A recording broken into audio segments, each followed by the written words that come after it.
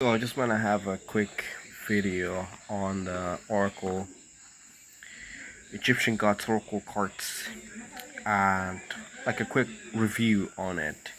Maybe in the future I will make a longer version and more produced, definitely with editing and stuff about this Oracle card. So first is an Egyptian uh, system, an Egyptian symbolism kind of thing, and not your typical European deck just with an Egyptian aesthetics. No, it's not that. It is its own thing.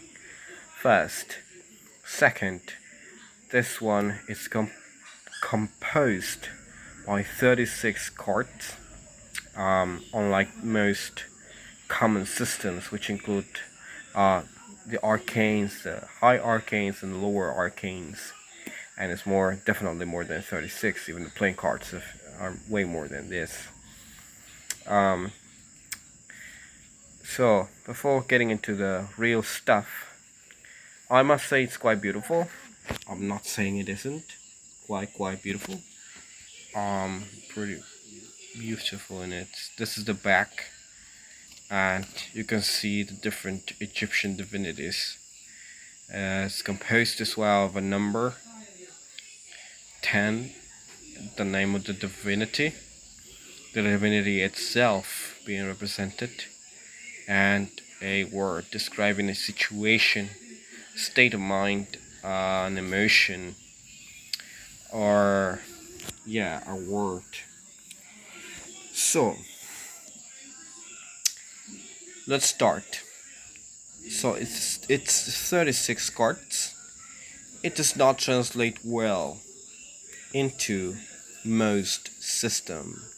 Numerologically speaking, um, mostly, yeah. Astrologically speaking, perhaps 36 is a good multiplier of the number 12, number 6, number 3.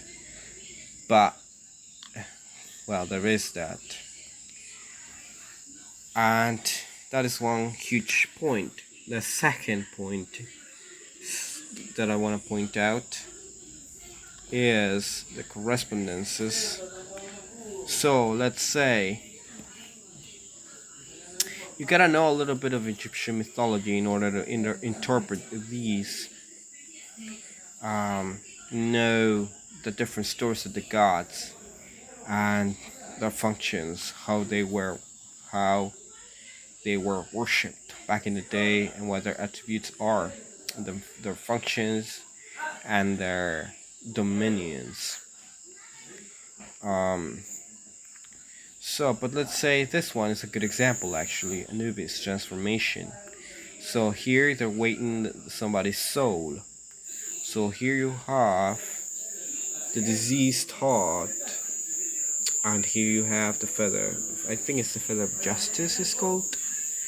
And if it turns out that this is heavier than this, then the deceased soul goes to the nether worlds or the nether realms and doesn't get to see the light or something like that. And if this is heavier, then the diseased soul gets to live, and so on. So this could probably correspond to the arcane of death in normal tarot cards. But as you can see, numerologically, it does not translate to that number. You also don't see all the associated symbolism towards death. So you're not encountering death where you should do it according to number, and all the different associations you can make throughout symbolism are not there. The lesser arcanes are also missing, and this is very limited. That's what I want to say. This is very limited unless you literally are an expert on most fables of the Egyptian gods. So you have Hathor, intelligence. I don't know. I don't know what this could be. Let's say you have a problem, maybe this could be like be intelligent or make a smart move, or I don't know, maybe I'm too shallow, but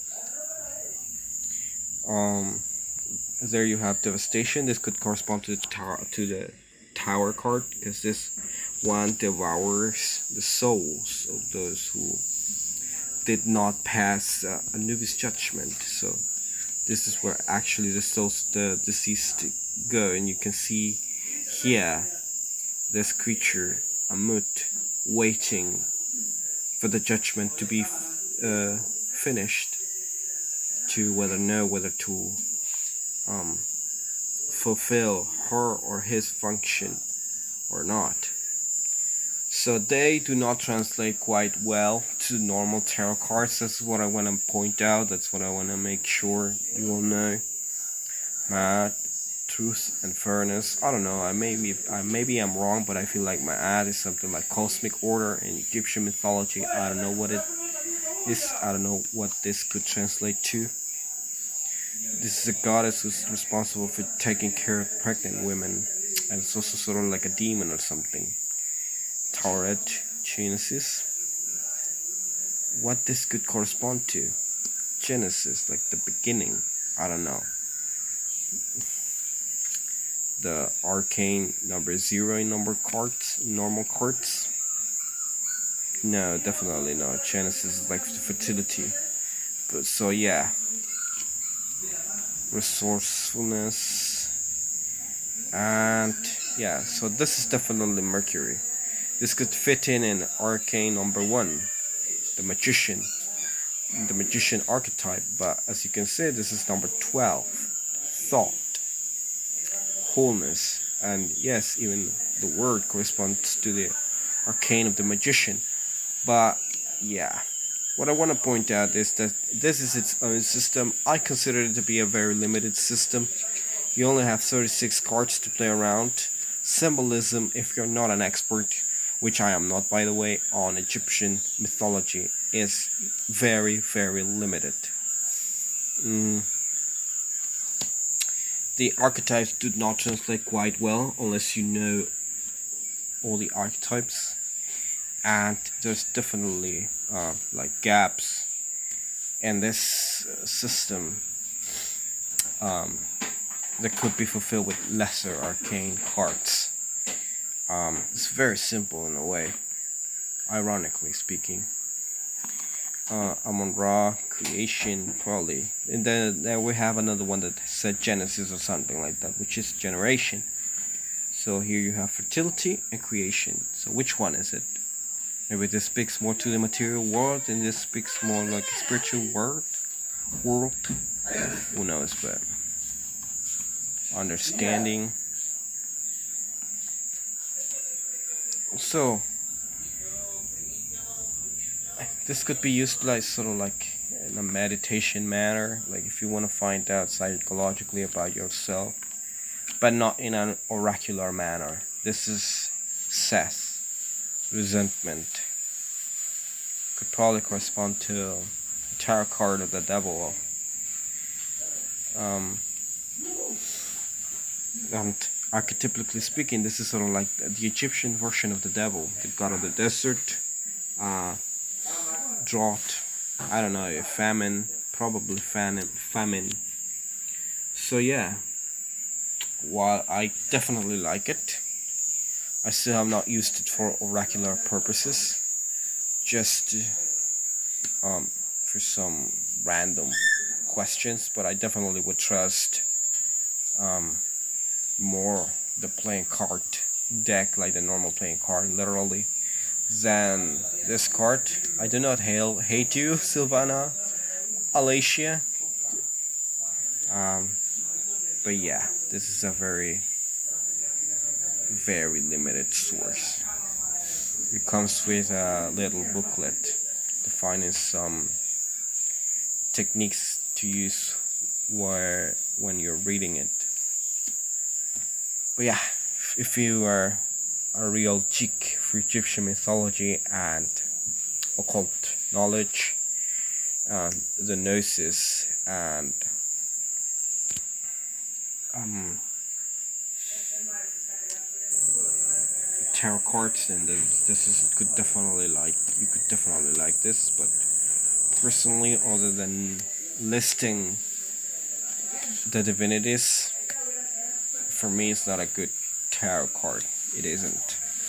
It's a good way of presenting 36 divinities, yes, but not a good way to create an oracle card. And another thing I want to point out is for those who are die-hard fans of Jung, Mr. Jung, in Jungian psychology, these do not correspond well to the archetypes unless you know quite well the Egyptian mythology behind them. Heka, alchemy, force, alchemical force. What the fuck? What is that? What is alchemical force? The force of life? Heka is the god of magic, or magic itself, so I don't know where this would fall into the Jungian archetypes. So yeah, that's it for today. This is gonna be like my small